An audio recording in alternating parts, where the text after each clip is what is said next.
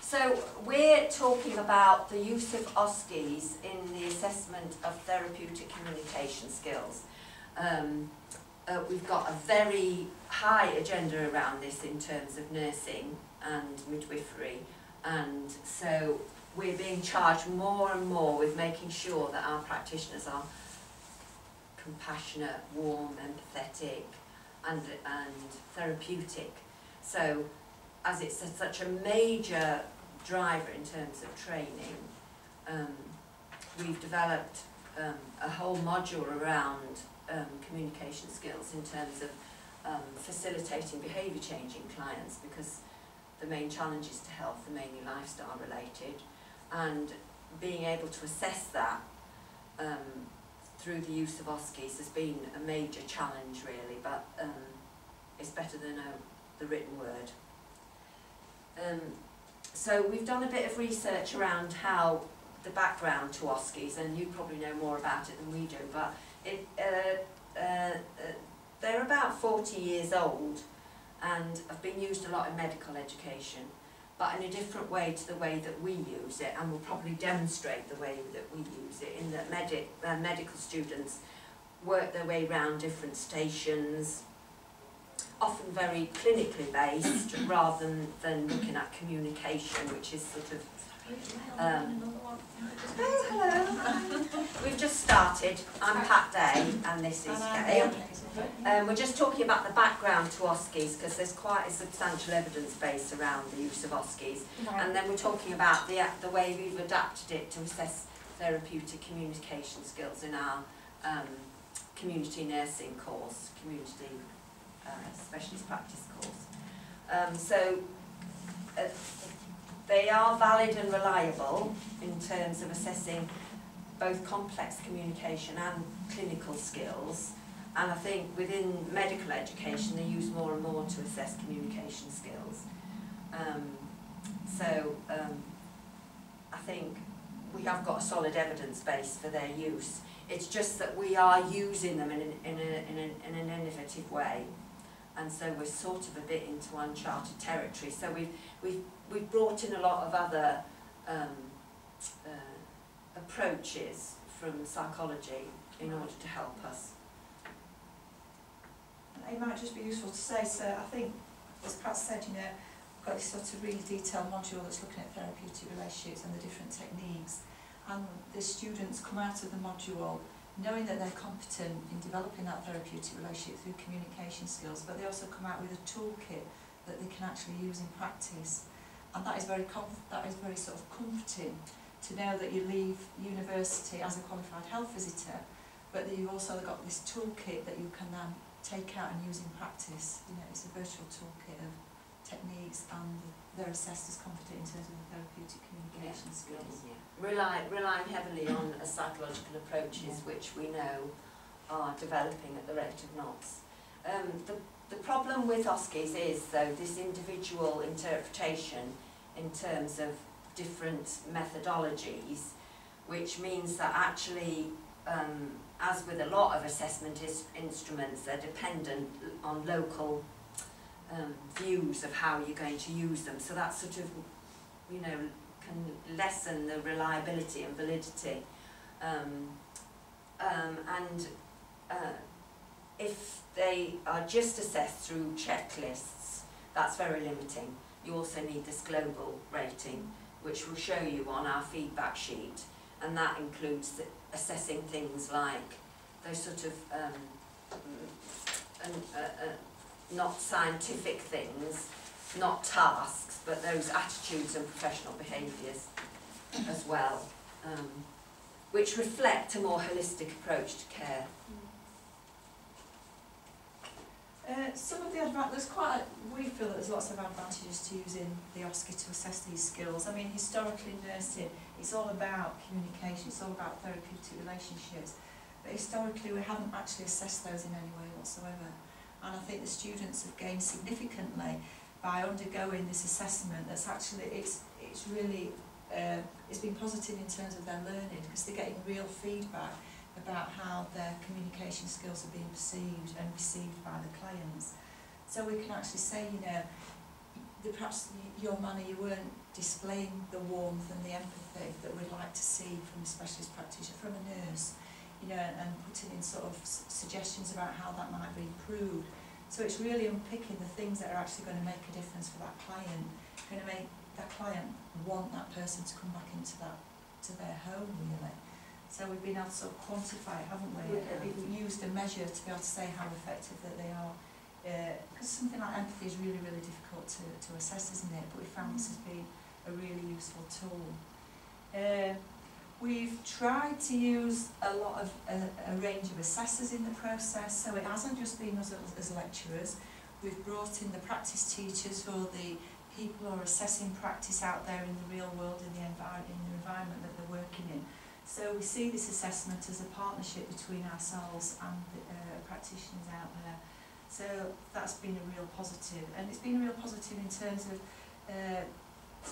practice teachers. They are qualified teachers like we are, and the fact that they're coming into university and taking part in that assessment has sort of improved their own credibility and worth within the workforce as well. Positively viewed by the lecturers and the students. I'm not saying the students always see it as a positive thing before they undertake the OSCE, but on reflection, everything is really positive about it. It's quite an anxiety-provoking thing, but we'll talk about that later. But we view it really positively. And one of the really good things is that this process has been commended by our own governing body, the Nursing and Midwifery Council, and it's been highly commended and recommended as best practice to share with other institutions. Broader skills have been tested, as we've already said before. You know, it's not just communication, but it's about how warm you are, how welcoming you are, how empathetic, how understanding you are of that client's situation, you know, positive regard. So it's sort of testing a whole range of skills, you know, your body language, how you hold the conversation. So a whole range of skills are actually assessed within that OSCE environment. Extremely motivating in terms of learning, because as you're going for the OSCE, you can't just wing it. You've got to have done the background reading, you've got to have practiced, you've got to have got a degree of competence before you even come into that assessment. So it's been very motivating for the students in terms of their learning. They have engaged really effectively with the whole module, but particularly around the preparation for the OSCE has been really motivating in terms of their learning. Disadvantages, as we've said or touched on, extremely anxiety-provoking for some of the students. And we've learned over the last 5 years, this has been running for the last 5 years, we sort of learned from that, and we built in things like sort of preparation. They've been able to do it as a role play beforehand, mocks, so they can do mocks if they like to. So we try and reduce a lot of those anxieties. And I think that they've heard some of the feedback from the students who've gone through the whole process before and said, yes, it is anxiety-provoking. But, you know, everyday practice as a nurse and as being a health visitor or a district nurse is extremely anxiety-provoking. You're working with lots of clients with lots of vulnerabilities, lots of risks and things. So you're working in that environment. At least within the OSCE, you're going into that environment, but it's a safe environment. You can make mistakes, you know, you can learn from that experience. So I don't think we'll ever really completely eradicate the stress, but we'll try and do everything that we possibly can. It is labour intensive, it is resource intensive, but I think we would always argue that in terms of the evaluation from the students, the OSCE and the skills that they learn within this module are the things that make the difference. They're the things that change clients' lives, they make a change for people. And yes, we were saying, you know, there's a lot of staff needed to actually undertake these OSCEs, but we would argue that it's cost effective in terms of the improved outcomes for clients and students at the end of the day. Poor patient consistency, because we have to use actors, the lecturers have to be the actors, and we try to be as consistent as we possibly can. We all work to the same scenarios, we have a bit of a briefing before we go into the OSCE situation, so we try to be consistent. But at the end of the day, it's an examination, and the actor can only respond to the questioning and the manner in which the student actually conducts themselves.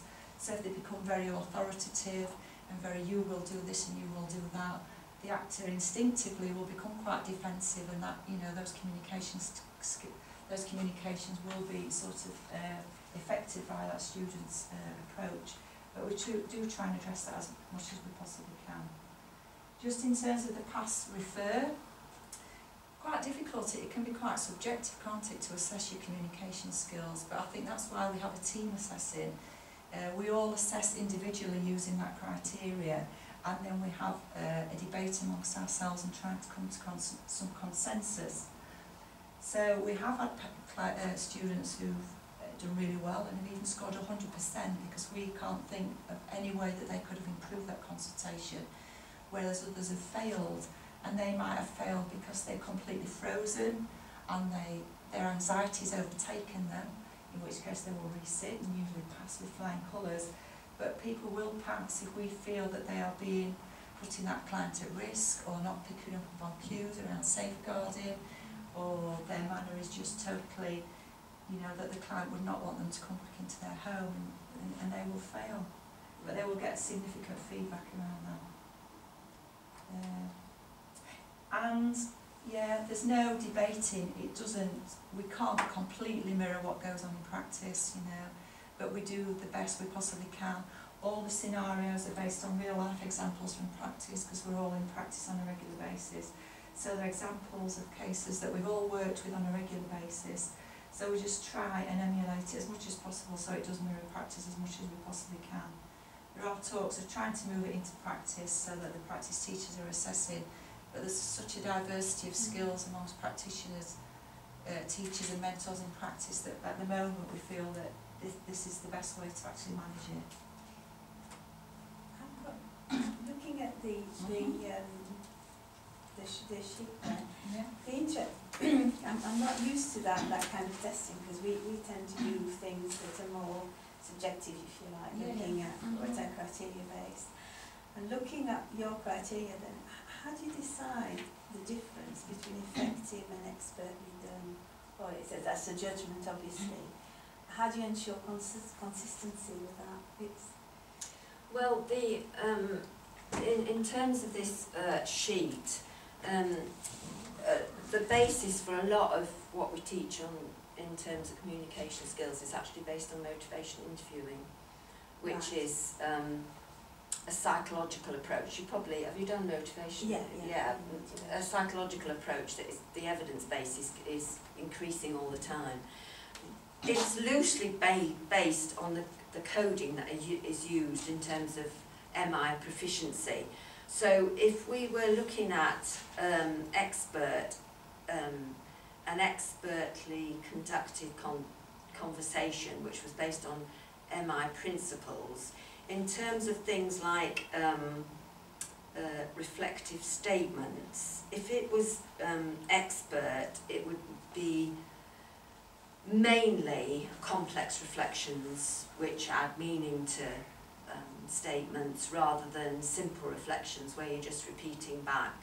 So it's the extent to which they showed those complex reflections which make for a much more in-depth analysis of what's going on within the conversation.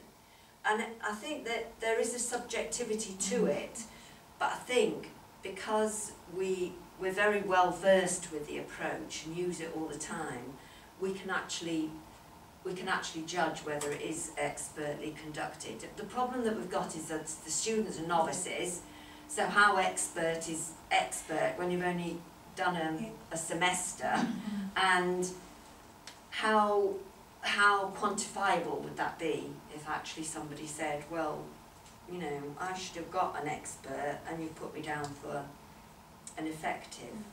So what you don't have is descriptors. So the students looking at the sheet wouldn't know.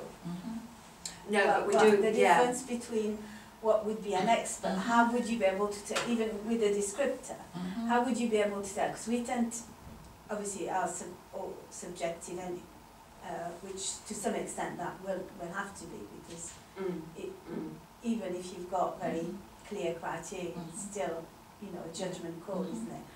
but they would have the explanations on each of the criteria, whereas yours has just got... Yeah, yeah. I mean, they do get those explanations because the whole module really is centred on learning these skills in terms of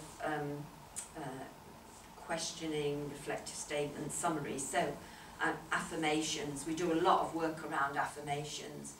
They would know what would be considered proficiency in terms of motivation interviewing skills. They would know.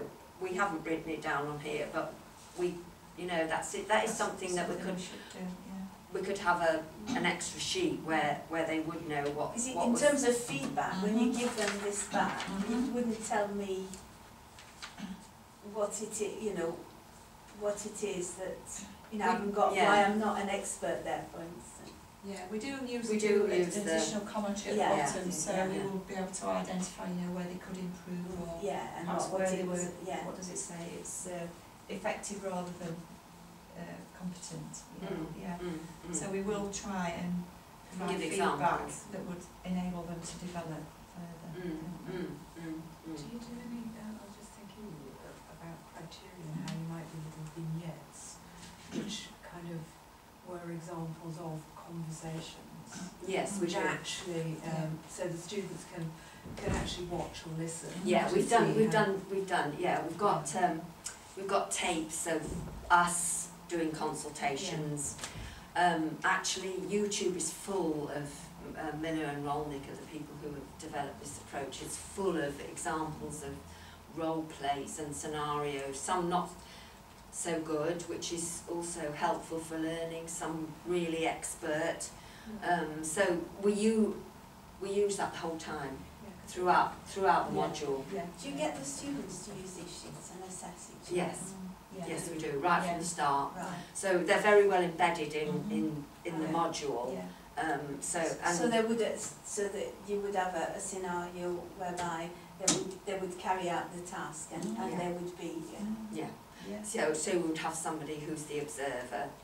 Sometimes in the early stages you need to help them, but we would have somebody marking them according to this list. There are other coding systems as well which we introduce them to in terms of actually writing down how many open questions and close, you know, the sort of ratio to reflective statements and questions, and because there is a sort of structure. MI is quite structured, so they do learn the structure. And as well, I think, in terms of some of these softer skills, we're very explicit about what does make the difference in terms of the development of the therapeutic relationship. And we're learning more and more about that, in that actually empathetic language leads to change. So we want to hear empathy. We don't just want you to be nodding your head and you know, making vague utterances.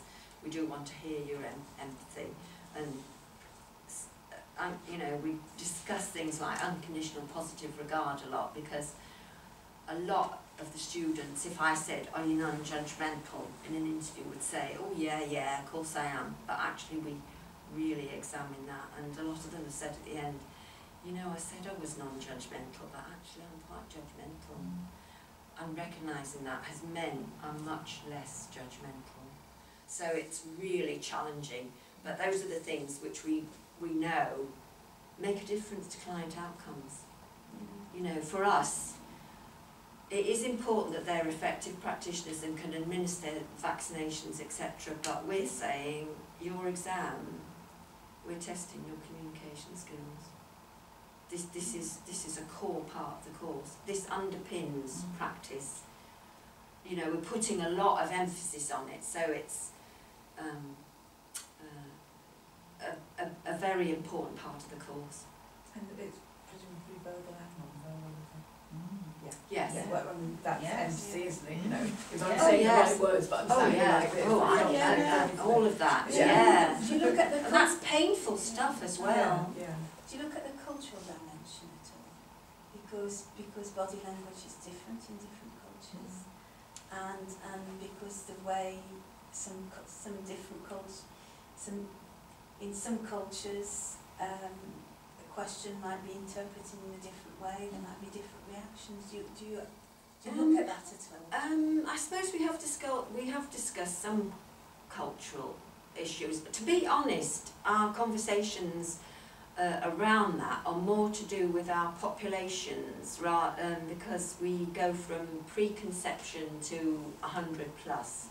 We've got health visitors, school nurses and district nurses, and discuss how maybe with a teenager it would be different in terms of eye contact and proximity and questions, and how sophisticated your communication needs to be, maybe with an elderly client who has, you know, has been smoking for 50 years and, you know, is very defensive in terms of their behaviour. So it's more around, I would say, the population types rather than the cultural diversity, although that sometimes does come in because we have a lot of different ethnic, I mean, we serve everybody, we're universal services, so, you know, it does come into some of the conversations that we have. But perhaps it is something that we probably need to give more thought to. Really. Yeah. And some of the students from those backgrounds do bring that. Yeah, you know, that's in right. terms So of their experience. you've obviously got the resources to draw on. Maybe we should show you the scenarios, well, some examples, because so the way that we do it is the students do get this 15 minutes before the exam and can make notes. There's a debate about that in terms of we've got different exams, you know, you can have a look at them. So they're based in practice.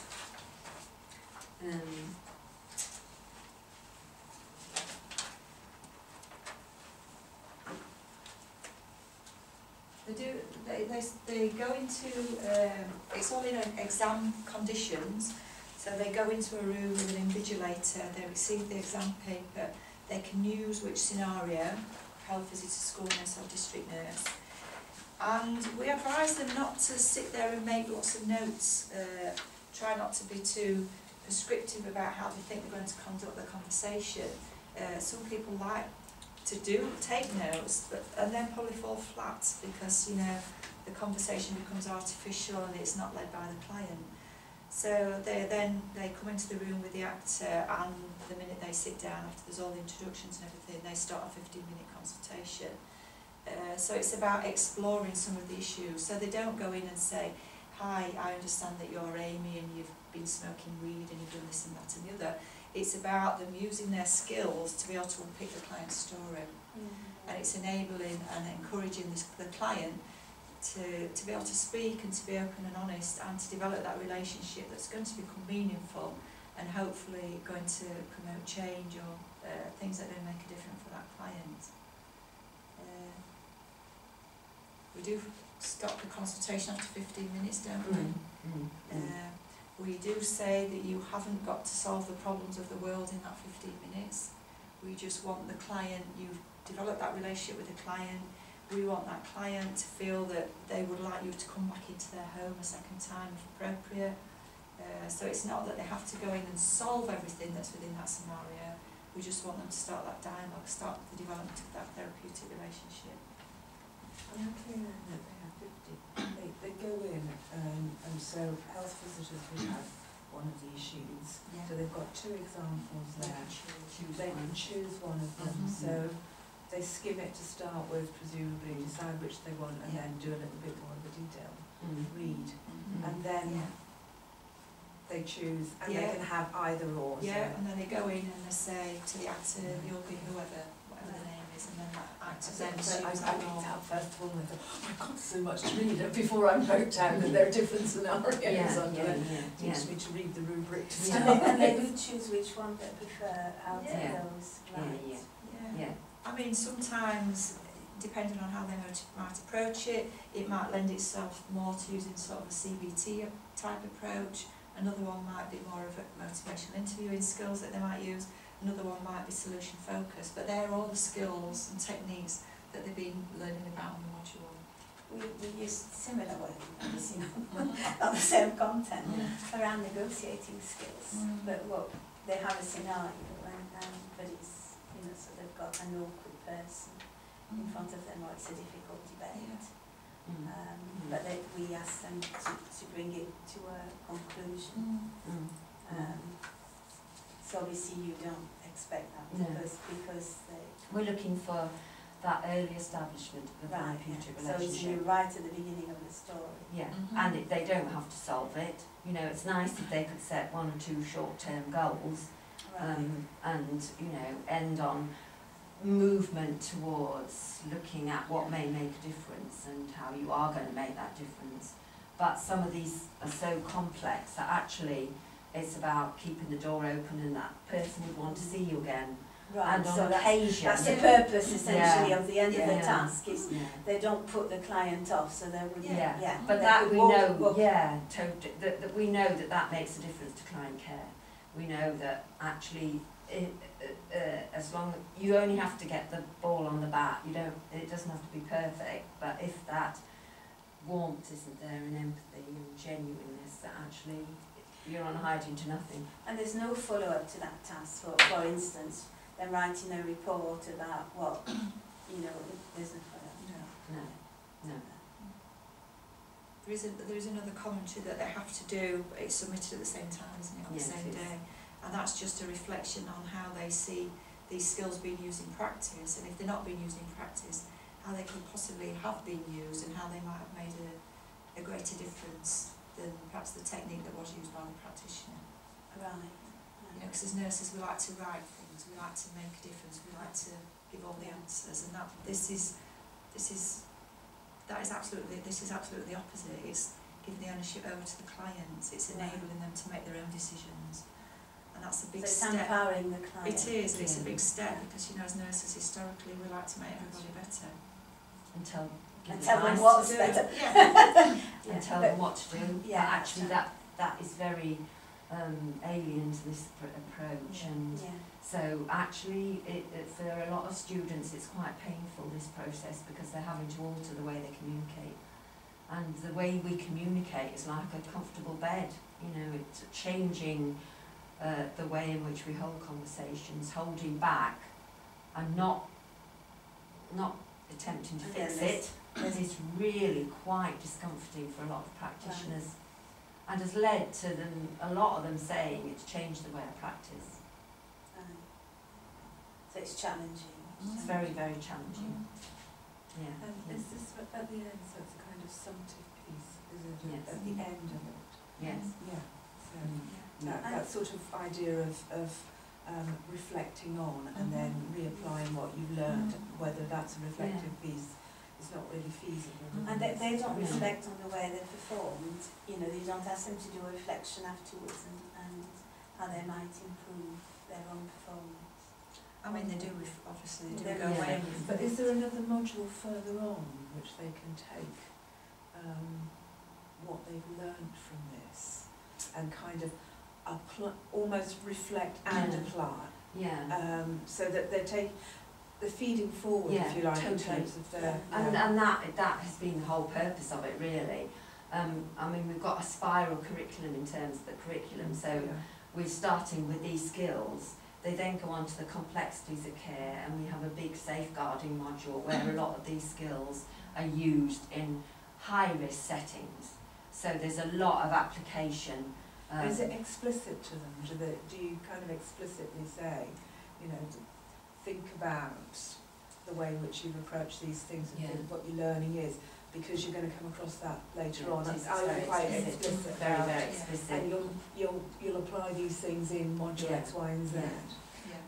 Do these? I mean, do these scenarios? Do you teach just these students, or are they used in other parts of the faculty? I would like say social work, for instance. I'm just thinking. I think the social workers are using some of the approaches. They have a different role, and I would say because they have a more prescriptive, not restricted, but they're more governed by the law, and they've got a different role in terms of some of this work, because, you know, if children are on the child protection register, then the behaviour of the parents does have to change in a lot of cases, and they have a different. But I think more and more with social work, they are embedding these approaches, and case conferences are changing, where they're much more facilitative and empowering in terms of parents rather than social workers telling people what to do. So I think we're learning more and more that actually these things do make a difference to clients. But I mean, there's a potential, I would say, for actually a lot of multidisciplinary learning, embedding these approaches within the faculty, because the evidence base is enormous in terms of change. It helps people to change. Well, it's notions of supports empowerment, change. empowerment Yes. of the client, It's empowerment of empowerment. the learner as well, and Totally. awareness of bias. Yes, and yes. It's Yeah. an empowerment model, Yeah. which can be scary sometimes as well. Mhm. You know, it's laden with risk, isn't it? That traditionally we've been the experts, and we decide really. You know, we don't give a lot of choice, and this is just about autonomy and choice. Because that's the not just student-centred learning, but client-centred Yes. approach. isn't it? Yes. So Yes. it's just that move from Yes, yes, Yeah. it is. And at the moment, you know, because our courses, they're all already registered nurses, they're sort of doing further training to become specialist practitioners. And this module is one of the first modules that they do in semester 1. And because there's such a massive learning curve in terms of, because it's totally new to lots of them, specialist practice, going to work with children when perhaps they've worked in ITU or mental health or something like that, I think at least at the end of semester 1, they can then go out into practice, and they've got, as I said before, this toolkit of skills which is just enabling them to go out and communicate effectively and develop that relationship. And because we say you don't need to have all the answers, you know, it's about enabling the client to come up with their own answers in a lot of the situations. You know, they can actually go out there and they can actually start to make a difference, and they don't have to know everything about practice. It's just they're using their communication skills, their relationship skills effectively. So it might be just going out and talking to a mum and finding out how she's doing. She doesn't need to know everything about everything to do with health visiting. And that's been very, very empowering for the students, because they've felt they've been able to make a difference. But they haven't necessarily got all And they report back, you know, they say, oh, she got a bit, you know, tetchy. So I decided just to listen and reflect, and it really worked. I stopped asking questions, these reams of questions that were given to answer. I think it's beginning to change practice. It's looking at practice in a different way, using some of the sophisticated psychological approaches to communication. And because they've been assessed as early as semester 1 on those skills, they go out and say, you know, my communication skills are really good, and they do go out on high and feel that they It does give them confidence. It does. Confidence to be able But to. they're coming in as practitioners as well, haven't they? So they've got experience and they've got a perception of their communication Yeah. skills that they can draw on and reflect on. So there must be a lot of getting them to reflect on the way in which they approach things already. Yeah. That helps them make that kind of almost leap forward. Yeah. Yeah. Yeah. Yeah. But I think a lot of them, because it is habitual, haven't really thought about the They're way in almost which going from a checklist point of view. Yes. When they're Yeah, they working are. with clients. they are.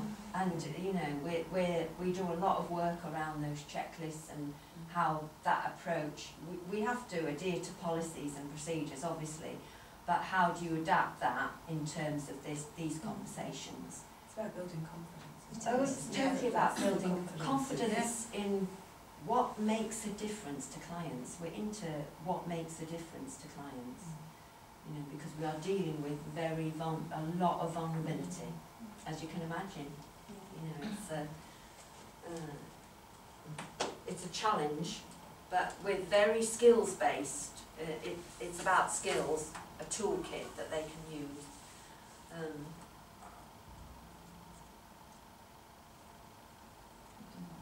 Yes.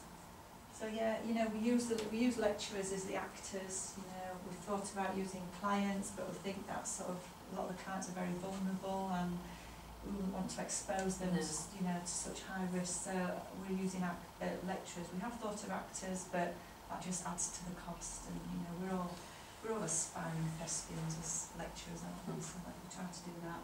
You know, it is scenario based. As Pat said before, it's a single examination process almost, so they're not moving around the different stations like the medics might. It's a sort of a contained assessment, and we just talked about the rest. It's based on and they do mocks and they do peer assessment They of do. each other. The whole time. In Yes. fact, probably starting it next week, in the first week, we'll say we're going to do a role play of this. It's very practically based.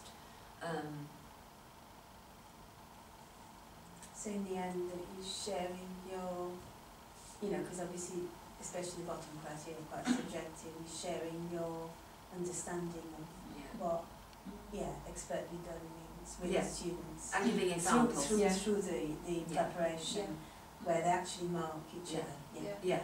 And we'll role play it and get the students to say, you know, well, how could we have done it better? What do you think about the way in which we've approached it? You know, we give them a lot of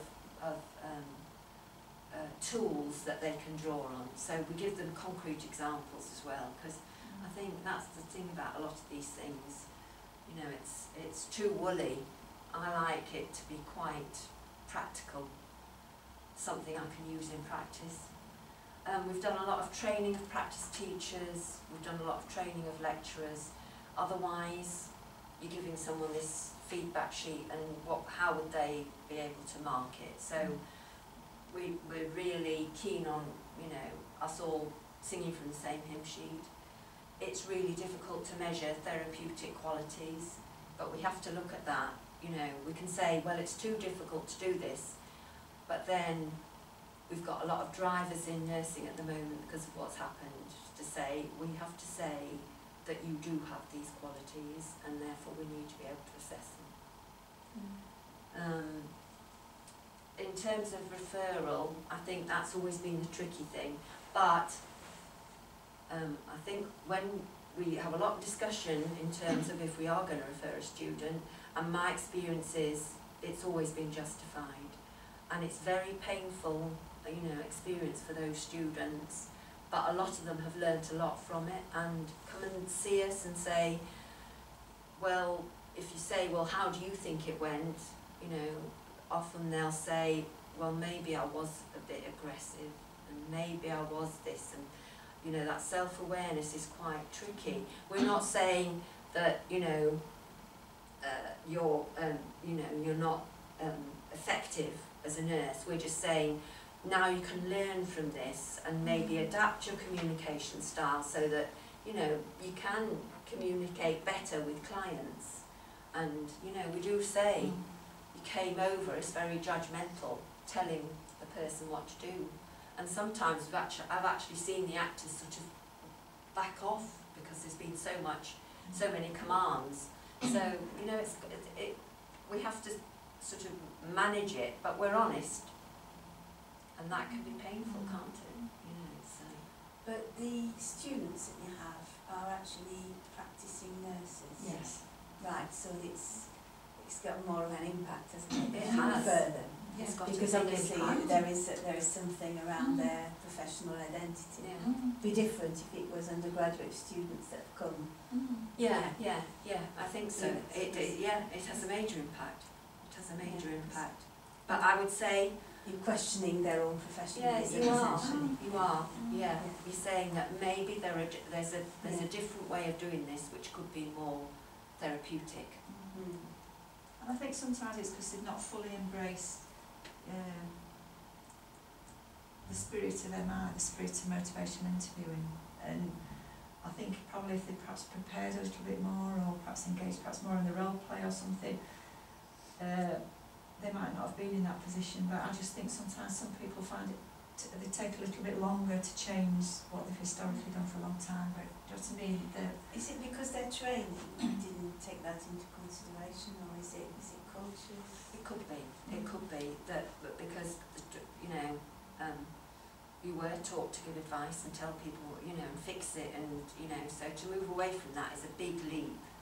And I think the new generation of nurses, it might be that it's less of a leap. But you know, I think as well, it you know, yeah, it is about the individual as well, and I think so. It's about supporting them through that journey, and it can be difficult. It can be a rocky road. We're trying to get as close to practice as possible. I think the advantage for us is that we do still practice, so we can say, we can bring like real life examples all the time. We're looking at maybe doing some tapes in practice. That's our next step, I think, and looking at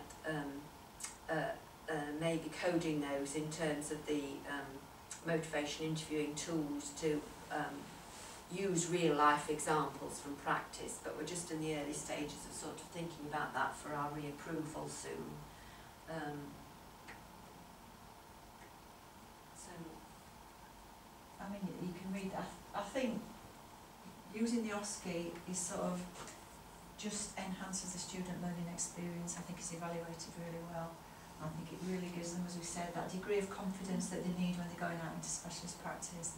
And I think the biggest thing for us is that, as we said before, this whole process is showing to make a difference for clients. It's improving client outcomes. It's making more effective practitioners. So for us, that's been really, really positive, hasn't it? And you can read the rest. Any more questions? We just really like the whole process, don't we? Have you had any experiences of students who really have found this incredibly difficult? Maybe yes. from a disability perspective as well, you know, they're on the spectrum and that sort of thing, whether or not that proves difficult to engage with something that actually they find it really difficult, or can you make gains in that? You can make gains. Yeah. But maybe you have to work harder, do more practice, do more role play. But I mean, I suppose we're saying this is an essential skill. Yeah. This ability to establish a No, therapeutic. I'm just thinking it from that. Totally. Yeah. But there are strategies that you can use. There Yeah. are things that you can teach people. Yes. And my feeling is with some of those issues, they're sort of avoided really, because again, they're quite challenging to actually confront and deal with. And we're from the school that change is possible. We're perennially optimistic about change, and so we believe that you can change. And I think for some of the students, perhaps I'm thinking of some in the past who've probably got quite complex learning needs. I think the fact that it is a toolkit with a checklist and something that they can actually, it helps to organise the thoughts for a lot of the students, and I think lots of the students who've perhaps got learning contracts in place and have accessed the additional support have actually done really, really well, because it, you know, it's almost like a process that they can go through, and it's been really, really helpful, hasn't it? Yeah, because I expect that you have people that are naturally like that. Totally. They don't really need the tools as much as anything. No. They've got a natural empathy. Totally. And, Yeah. and Well, you've got the people on the other end of that's the, right. that Yeah. spectrum, if you like, where they're going to have to work harder to come up to that benchmark. In the same way that somebody's naturally gifted at maths and Oh, that's right. others that have to Do you up get the ante. Do you get a lot of people going into nursing who are, you know, sort of close to the spectrum or autistic side? I think we reflect the population, to be Right, honest. yeah. Because I wouldn't have expected people to be like that, to be particularly attracted to nursing. I mean, that's my own impression. People, Yeah. Yeah. I mean, Yeah. No, I think Yeah, we do. Yeah, we do. That's interesting, because I would have thought that, you know, as a profession, because you interact with people, that would be really difficult but to some do. of it's about fixing, isn't it? It is. Which is a different, you know, people's motivations maybe to fix things rather than to be consider the client, if you like, in the fixing process. Yeah, fixing the ailment or Yeah. I see. Yeah. Yeah. Thank you anyway. I hope that's been enjoyable, interesting. Thank you for It's coming along. particularly because we do this sort of, obviously not in that sort of context, but around developing a language. It's quite interesting to see that sort of Yeah, process different way done of using it. That's right, done in a different area. So it's essentially, you know, getting the students to go through scenarios and assessing that, but with a different focus, obviously, on what they're assessing. Well, something very important in terms of the practitioner and what the practitioner needs to, how the practitioner needs to function out there in the with their clients, isn't it? So it's I mean, it's a little bit like, well, it comes from the doctor ones where they all parade around in different places. That's considered a kind of signature pedagogy, isn't it? That they stand around the bed and pontificate on the client, but what they're learning is the behaviours that they have to adopt in that scenario. And this one's a similar sort of signature pedagogy almost, isn't it? There's values attached to that. Yes, there totally is values. There's professional values and attitudes and behaviours. And we're saying that's right up there. That's not a peripheral, you know, you just sign it off in the pad. And there's the notion of empowerment, which is very, you know, Empowerment. client-centred. Is a very different approach. Yeah. Well, it's almost from a medical perspective, that the type of approach, not necessarily medical, because it's far wider than that, is preventative, isn't it? You can actually get the client to talk. Yeah. You actually get at the nub of what some of the issues Yeah. might be, but you need to develop that relationship, and then it will come out, rather than something that is a conversation that's not going anywhere. No. Alienating almost. Yes. There's also the possibility of the client being able to address some of these issues themselves. Yeah. So that sort of Well, it's getting the client to reflect. to isn't it? reflect on Yeah. essentially, you know, it's not so much Because change comes from within inside yourself. You can be supported, but actually if that isn't there, it's not going to be, you might get change through fear and telling people what to do, but it's not sustainable. It's not that's sustained. right, exactly. Yeah. Thank you anyway. Well, for that's listening. interesting anyway. Thank you for coming. Yes, thank you. Well, thank you very much.